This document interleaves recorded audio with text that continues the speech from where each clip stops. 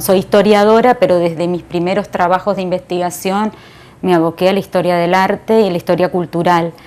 Entonces, lógicamente que la documentación básica con la que he trabajado son las mismas obras de arte o la documentación fotográfica, que es lo que he estado abordando en estos últimos años. Yo originalmente empecé con imágenes, lo que pasa es que para mi tesis doctoral trabajé el discurso escrito y visual sobre el indígena chaqueño.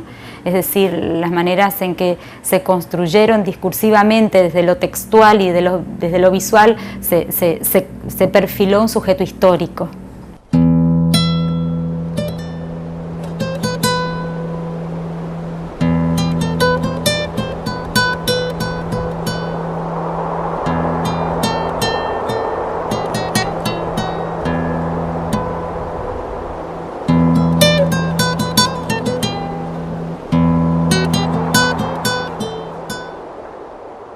La producción de imágenes sobre el indígena de nuestra región, al igual que en otras regiones de Latinoamérica, forma parte de un complejo, digamos, una compleja institucionalización de captura de las alteridades, que en este caso es el indígena.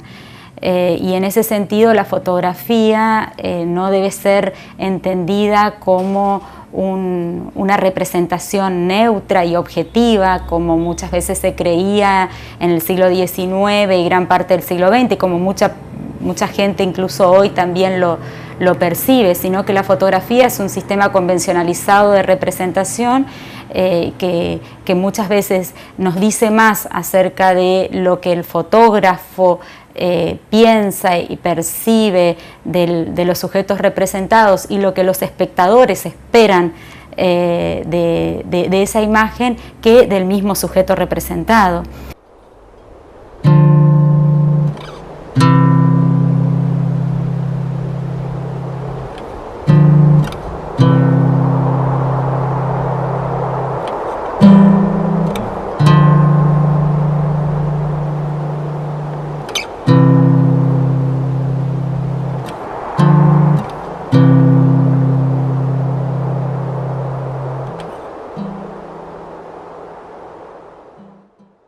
Por ejemplo, de principios del siglo XX, cuando hubo muchísima difusión de fotografías de indígena en formato postal, es decir, que la imagen se comercializaba, vemos cómo se construían estereotipos visuales que se repetían en todas las imágenes y cómo se los hacía posar a los indígenas y entonces la pose adoptada con la vestimenta o el desnudo al que muchas veces se atribuía el concepto de primitivo al sujeto representado. Entonces las imágenes de desnudo o las imágenes de indígenas con taparrabos, arco, flecha y el toldo detrás formaban como ciertos estereotipos visuales que se repetían en distintos espacios geográficos y que respondían también a aquello que un espectador ávido de exotismo esperaba ver.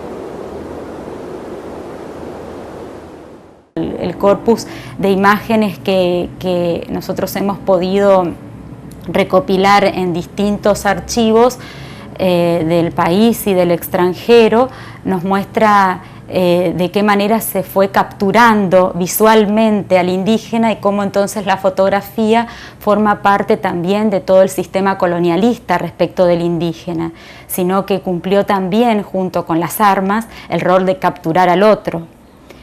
En las armas, el evangelio, distintas herramientas que la sociedad hegemónica ha utilizado para colonizar a los otros, ¿no? Varias de estas imágenes.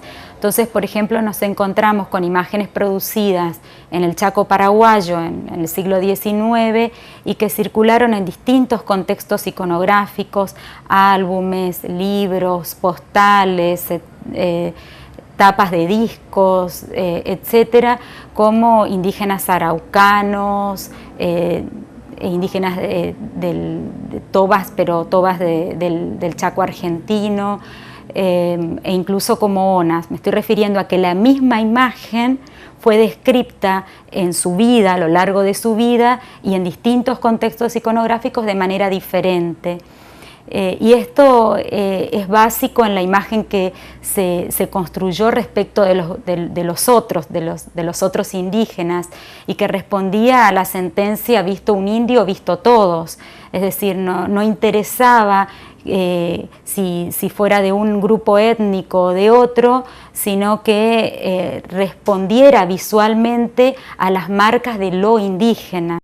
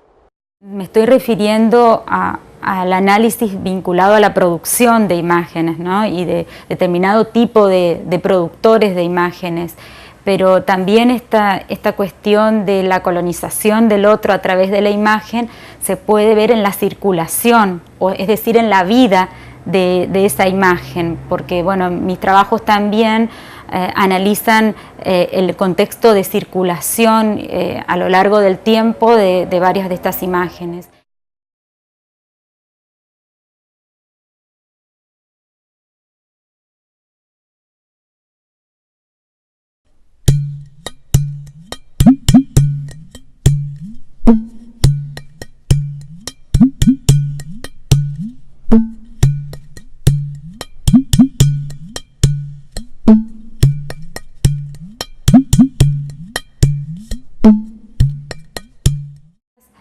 el Núcleo de Estudios y Documentación de la Imagen, NEDIM.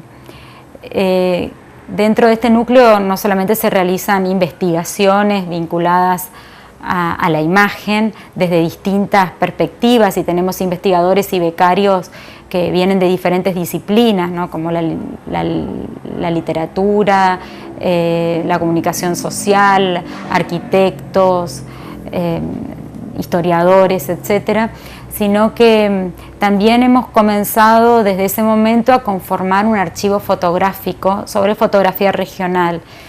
Bueno, este es un conjunto de postales de vistas urbanas de Resistencia y Barranqueras, algunas tomadas entre 1910 y 1915 y las otras posteriores de la década del 30, que fueron donadas también al NEDIM y que fueron algunas de las imágenes que más se difundieron en la región a través de los distintos medios gráficos. Y esto se derivó de nuestras propias investigaciones, que con el caudal de imágenes que íbamos recopilando y que la gente nos iba acercando en las diferentes investigaciones, comenzamos a tener un material muy importante que creímos oportuno institucionalizarlo y formar una fototeca que pudiera ser utilizada no solamente por investigadores, sino por la sociedad en su conjunto. Bueno, aquí en el Núcleo de Estudios y Documentación de la Imagen, cuando recibimos las colecciones o los materiales que se nos prestan, o bien para quedar como parte de la colección del NEDIM, que puede ser en forma de donación o como dato, o a veces cuando se nos acerca el material para que lo digitalicemos, realizamos algunas tareas de preservación del material fotográfico, sin intervención ni desarrollar tareas de restauración, solamente nos encargamos de lo que es el acondicionamiento del material.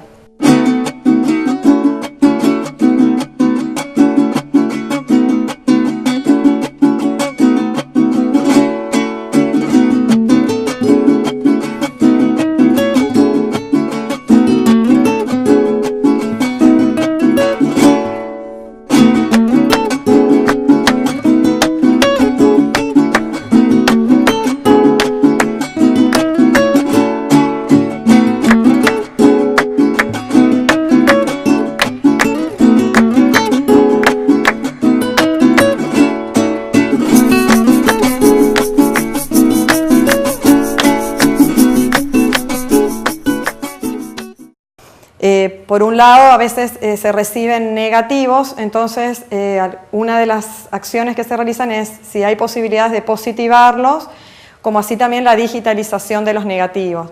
En el caso de los materiales positivos, aparte de la digitalización, se realizan acciones de limpieza y de puesta en valor, acondicionando el material en unidades de conservación adecuada para la preservación de las fotografías.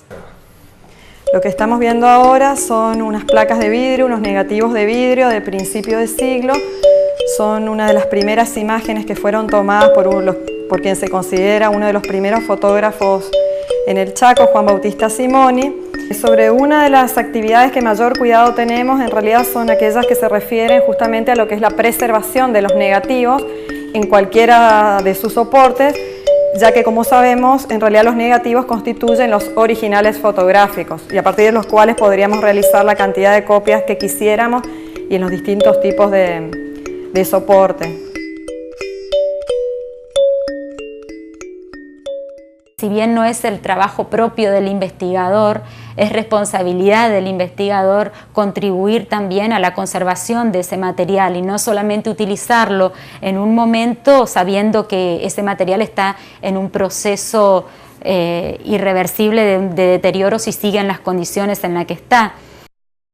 Llegó una instancia de mis investigaciones donde creíamos que esos mecanismos de captura de los grupos indígenas se seguían reproduciendo aún cuando nosotros pusiéramos en evidencia estas construcciones visuales y que por lo tanto los sujetos representados o los descendientes de ellos seguían al margen de estas imágenes. Entonces participamos de un proyecto que fue un proyecto más amplio con una socióloga y una antropóloga, Elizabeth Yellin y Ludmila Catela, que consistió trabajamos con los tres grupos étnicos que actualmente se encuentran en la provincia del Chaco, Com, Mocoit y Wichí. Trabajamos con estos tres grupos étnicos, en principio a través de una intervención social con las imágenes, en ocasiones a través de álbumes fotográficos que fuimos armando con esta selección de imágenes que se obtuvieron a lo largo de un siglo. En oportunidades trabajamos en formas de comunitaria, con un grupo o con algún grupo de algunas poblaciones. Se eligieron también poblaciones rurales y poblaciones urbanas, y en otras oportunidades hicimos presentaciones en espacios significativos para la comunidad, y decimos presentaciones porque podrían entenderse como exposiciones, pero no tenían un guión expositivo ni todo el concepto de una exposición, ¿no? Sino que presentamos en las paredes de esos espacios las imágenes que seleccionamos. Invitamos a la comunidad a asistir a verlas.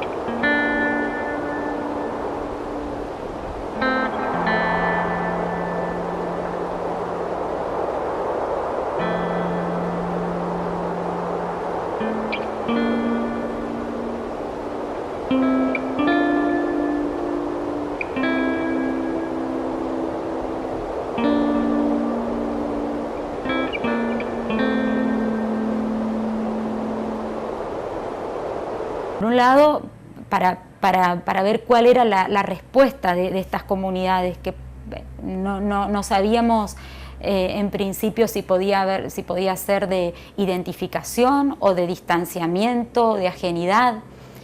Y bueno, este trabajo lo fuimos llevando adelante a lo largo de casi 4 años, y en la actualidad estamos continuando con algunas otras comunidades. Y a partir de este trabajo, muchas de las afirmaciones que nosotros habíamos hecho en los análisis previos se enriquecen con otras miradas, con otras perspectivas y con la palabra de las mismas comunidades.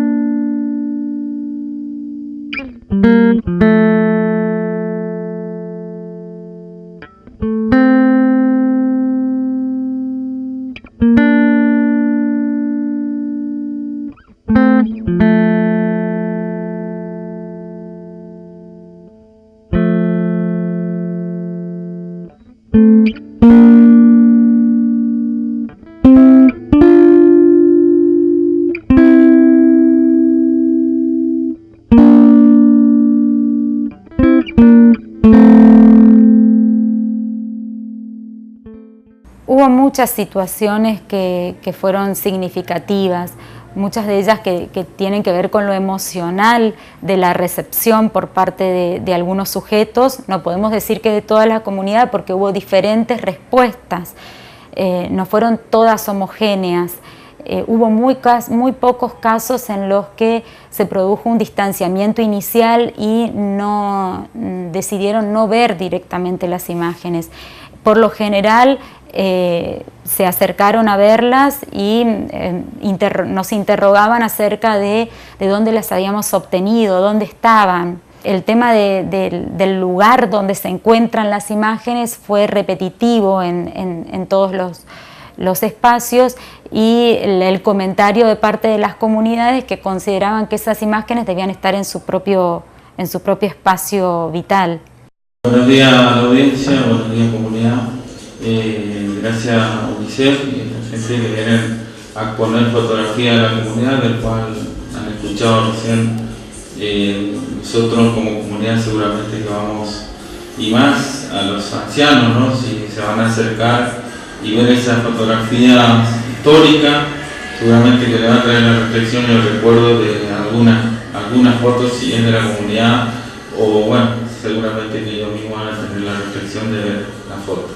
Hicimos una selección de imágenes, también nos colaboró con nosotros Juan Chico en esta selección de imágenes y estamos entonces trayéndolas a la comunidad para que en primer lugar tengan contacto con ellas, las conozcan y bueno, puedan plantear alguna reflexión, digamos, sobre estas fotografías que se les atribuyeron como propias de esta región, pero que en realidad va a ser la misma comunidad la que va a decir si les pertenecen o si creen que no corresponden a este ámbito.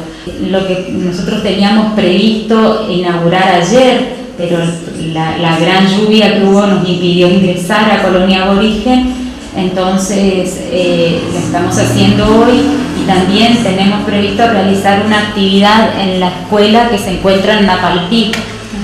Un programa de la Nación que se trabaja aquí en la comunidad con duplas que trabajan con familias, con mamá, papá y los niños. Muy bueno sería que estas duplas se pudieran acercar aquí con todas sus familias y participen de esta jornada. Gracias entonces por estar aquí.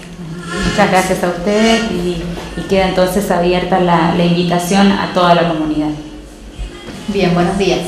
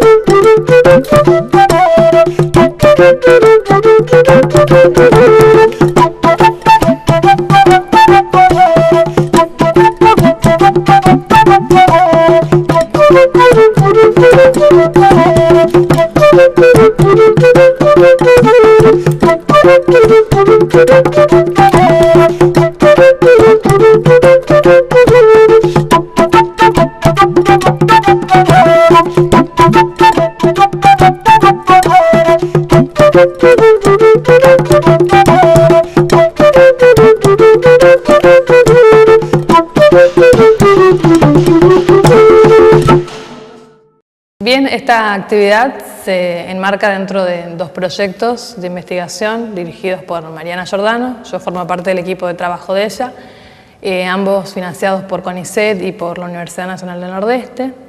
Uno es captura por la cámara, devolución por la memoria, imágenes fotográficas de identidad, que ya finalizó, uno que está actualmente en curso, que se denomina Memoria Imaginario del Nordeste Argentino, Escritura, Oralidad e Imagen. La actividad de hoy, que la desarrollamos dentro del edificio de la Asociación Comunitaria de Colonia Aborigen, tiene, porque en realidad la seguimos desarrollando, la finalidad de presentar a la comunidad un conjunto de imágenes fotográficas que fueron seleccionadas en forma conjunta con algunos miembros de la comunidad de Colonia Aborigen. Estas imágenes fueron tomadas en diferentes contextos, en diferentes épocas, por diferentes motivos y por diferentes emisores. La mayoría no pertenece a archivos institucionales del Chaco, pero la mayoría están fuera del país, por lo tanto las propias comunidades de la región las desconocen. Un poco ese fue el motivo inicial del proyecto en un principio y de esta actividad en particular. De 80 y pico de años, mucha. Napalpí, Chaco.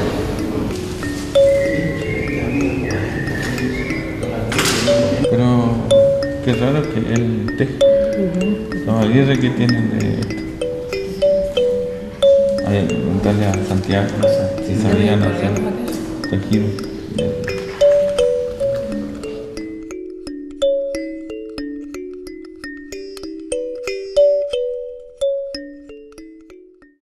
Poner en contacto a la gente con estas imágenes y ver de en qué medida o no se producen instancias de reconocimiento con estas imágenes o de distanciamiento, digamos, en qué medida las reconocen como propias o no. En especial porque fueron muchas de estas imágenes atribuidas como pertenecientes en particular a la comunidad de Colonia Aborigen o otros grupos étnicos del Chaco.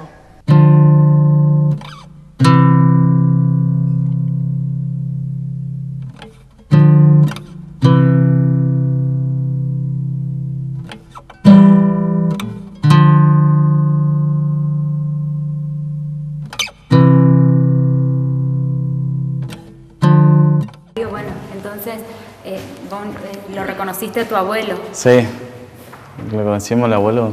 Nosotros lo conocíamos por el abuelo Silvio nomás, pero nunca lo hemos visto por fotos. Sí. Sabíamos que era Vilela, pero no le conocíamos en foto. ¿Y qué te contaron tu madre? Porque es abuelo por el lado de tu mamá, ¿no? ¿Qué te contó de tu abuelo? ¿Qué sabes de los Vilelas, de tu abuelo?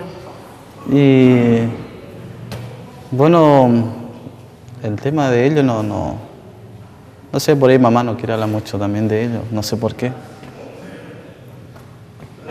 Pero sabemos que era un buen cacique también el abuelo. Por lo visto, se ve que reunía a su gente, que está reunido ahí con sus comunidades.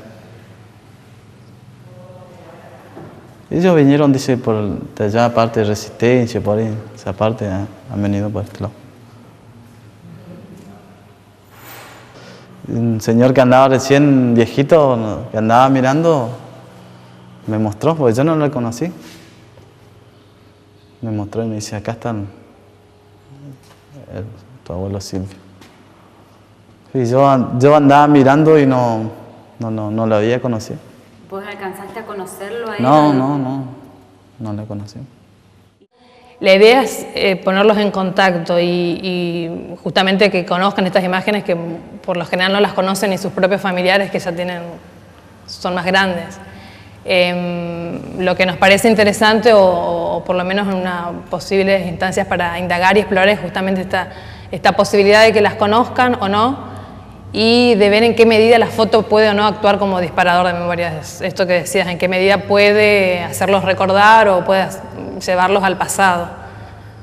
Sobre todo por lo que le implica la imagen fotográfica misma, como que es un objeto nuestro y cómo fue utilizada sobre todo como una herramienta de imposición y de colonización.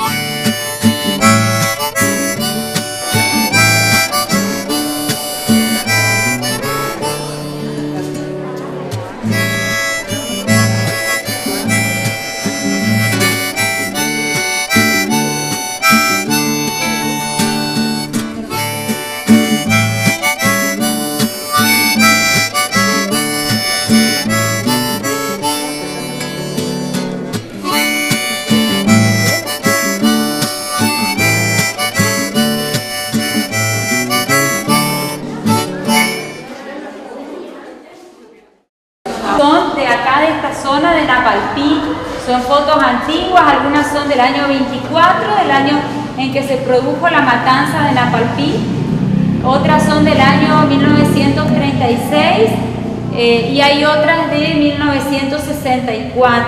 Esas son las fotos que están ahí. Acá, en esta parte, en estos álbumes, ustedes tienen fotos de indígenas del Chaco, pero de otros lugares del Chaco y de Formosa, ¿sí? Y viejas que se conocen que hayan filmado a los grupos indígenas de esta región de la Argentina. Esa película fue filmada en la zona de Formosa. La película es muda, o sea que ustedes solamente van a ver las imágenes y tienen descripciones.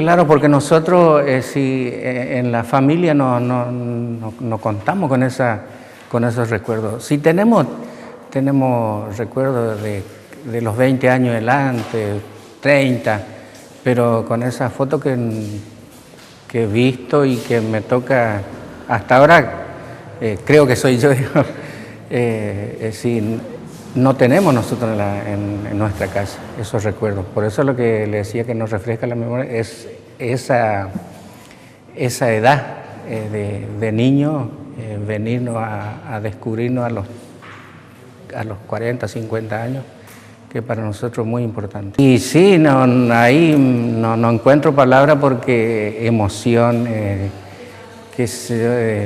una sorpresa sería, en principio una sorpresa, ¿quién llevó mi foto?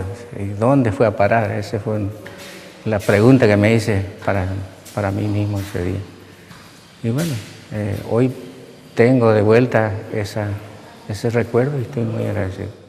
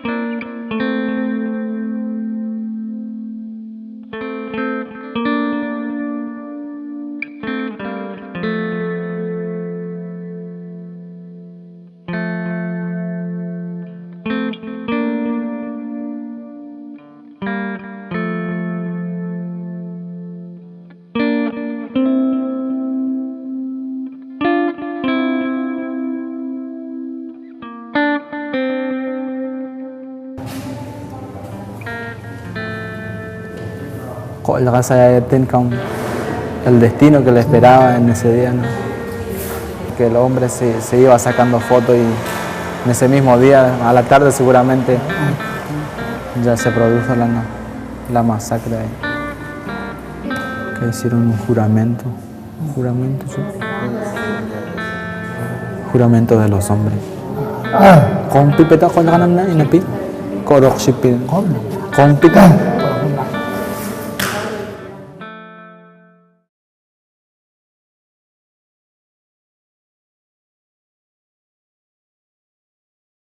Que uno tiene que tener en cuenta que la imagen fotográfica en este caso es un recorte de una realidad y que en ese recorte de la realidad no solamente el fotógrafo está reconociendo un sujeto que se transforma a la vez en objeto, sino que también está invisibilizando otros aspectos, ¿no? Entonces, por ejemplo, si tomamos las fotografías que fueron obtenidas en el contexto de las campañas militares al Chaco, nos encontramos con imágenes apacibles de una relación amistosa entre los grupos indígenas y los militares, cuando por otro lado sabemos que esto implicó una lucha armada y que por lo tanto esto la imagen no muestra, sino que invisibiliza la violencia.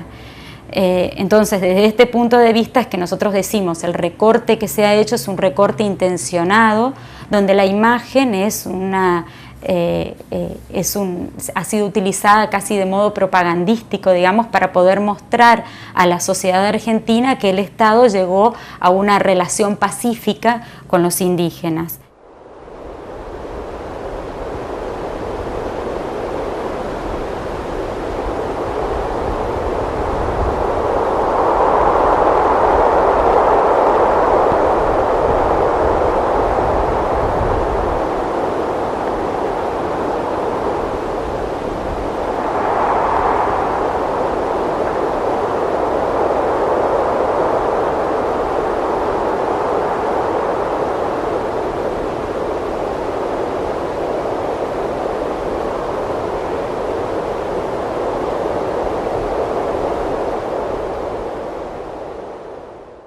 También nos hemos encontrado con casos en que la lectura que realizaban de estas imágenes lograba cerrar muchos aspectos que en nuestras investigaciones todavía quedaban como huecos. Esto nos ocurrió con un conjunto de imágenes que no hace mucho tiempo las conseguimos y que se refieren al contexto de la matanza de Napalpí. En una oportunidad, uno de estos receptores nos comentaba que él estaba observando en la imagen determinadas marcas que su abuela, que había participado del contexto de la matanza, le había comentado, o sea, que la memoria que la memoria familiar de esta persona había transmitido de generación en generación ciertos aspectos vinculados a la matanza de Napalpí, pero que él nunca los había visto y ahora los veía en una imagen. Nosotros hace un tiempo con el grupo, la organización, venimos investigando todo lo que es nuestra historia. A mí me gusta escribir, revisar muchos archivos, diarios o libros que se escribió acerca, principalmente de la masacre de Napalpí o la situación indígena. Y después últimamente nos empezamos a interiorizar o querer conocer sobre la imagen, en especial la fotografía. Ahí fue que conocimos a Mariana, charlamos un buen rato y sabíamos que ella se dedica a esto. Y ahí nos muestra la fotografía, ¿no? Que para mí fue muy, no sé si choqueante, pero en lo positivo. Porque cuando encontramos una foto donde muestra el avión que actuó el 19 de julio en la masacre de Napalpí, y aparte de eso, donde hay una fotografía donde muestras indígenas que tienen un trapo blanco, que están como algo así identificado o señalizado, eso conmocionó mucho a mi persona principalmente, porque en el libro que escribimos, mi abuelita me contaba que en ese tiempo de la reducción, los administradores le ponían un trapo blanco a la gente que ellos consideraban bueno, y aquel que no tenía ese trapo blanco en el brazo era considerado salvaje y directamente los mataban. Sí, seguro.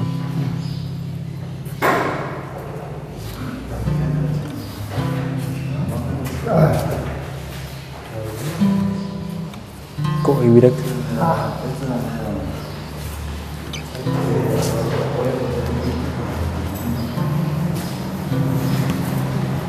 Ahí había algo. Kayak aku langsung karo pi. Anda que.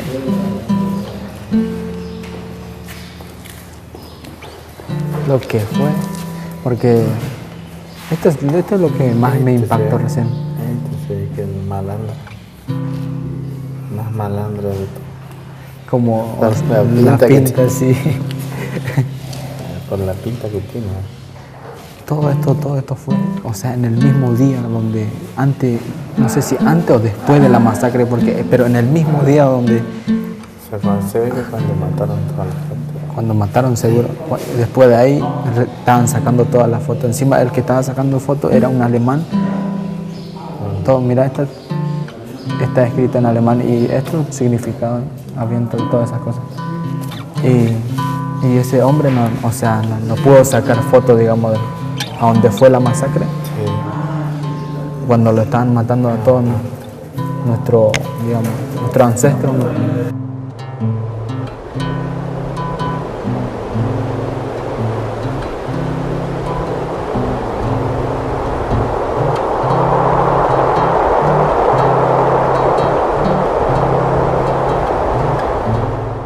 Nosotros en nuestras investigaciones habíamos avanzado sobre este corpus de 14 imágenes que pertenecían al legado de Lechmann Nitsche, un antropólogo alemán que trabajaba en el Museo de la Plata y que se sabía que había estado probablemente el mismo día de la matanza, según los diarios de la época, habría llegado a Napalpí en la misma tarde en que se había producido la matanza.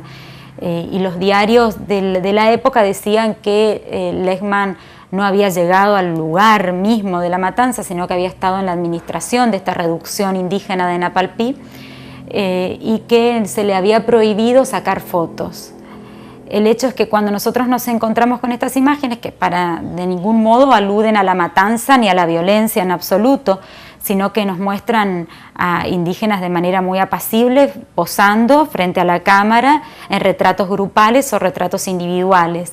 Pero sí encontramos una imagen que es un avión que se observa, porque hay muchos personajes delante, y se observa la palabra Chaco, y en todas las versiones, incluso la de la prensa de la época sobre la matanza de Napalpí, se hablaba de un avión que había sobrevolado el espacio donde estaban supuestamente los sublevados, como la versión oficial había señalado, y que de esta manera el avión habría avisado a la gendarmería sobre el lugar donde estaban, y así se pudo realizar un ataque más certero. El Estado lo mató, o sea, de allí, porque ellos estaban reclamando más o menos del presupuesto, digamos, porque necesitaban ganar, necesitaban algo para poder alimentarse de la familia, o sea, poder, digamos, darle de comer a su familia. Ellos cosechaban todas esas cosas, cosechaban y no, digamos, pero no ganaban nada. Le tenían como esclavos los aborígenes, le tenían como esclavos. Y ellos estaban reclamando más o menos. O sea, me parece que ya tenían más o menos una ley, tienen un derecho también. Y eso es lo que yo no entiendo todavía, ¿no? Porque el avión que está allí tiene una bandera argentina y sin embargo todos somos argentinos y no sé cómo el pensamiento del criollo, digamos. Era todavía impenetrable acá la zona y comienza la inmigración masiva, entonces no había que exterminar a todo el pueblo originario, tenían que dejarlo con vida y ocupar de mano de obra barata. Ahí que hace el Estado argentino, crea las reducciones. En 1911 se funda la reducción Napalpí, donde el objetivo era concentrar a los indígenas en primer lugar en reducciones y segundo lugar que dejar como sería liberada la zona para la colonización, porque justamente un ejemplo de resistencia se funda en 1878. Así que liberar la zona y concentrar a los indígenas en reducciones, y las reducciones eran verdaderos guetos, por eso di un ejemplo cómo se le identificaba. Ahora estamos editando algunos testimonios donde los mayores dicen se trabajaba en el ferrocarril, se trabajaba recolectando algodón, se trabajaba haciendo postes y nos daban vale a cambio del pago, nunca veíamos plata y aquel que protestaba directamente lo mataban. La verdad que fue terrible el sistema de reducciones en Argentina. Bueno, entonces la gente ¿qué hace? Se reúne y comienza a protestar esas malas condiciones de vida que estaban pasando, que estaban viviendo. Y estaba esa mentalidad de que los indígenas no querían trabajar. No es que no querían trabajar. El tema estaba, un ejemplo, la reducción no permitía reuniones. No permitía reuniones porque los viejos decían, nosotros cada tanto nos juntábamos o por la noche a danzar, a agradecer a la vida, a la naturaleza, todo lo que la naturaleza nos da. Y eso para la gente no indígena lo veía como una amenaza, ¿no? De ahí que ocurre la masacre en Napalpí. Esto nos permitía entonces ubicarlo a Lehmann en ese escenario, ¿no? E incluso la descripción que la misma imagen tiene de puño y letra de Lehmann en alemán es avión contra el levantamiento indígena en Napalpí.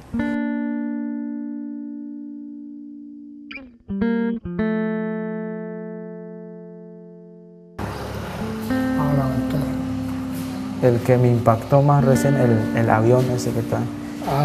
Porque está la bandera también ahí, claro. Argentina. Sin embargo, somos argentinos. Claro.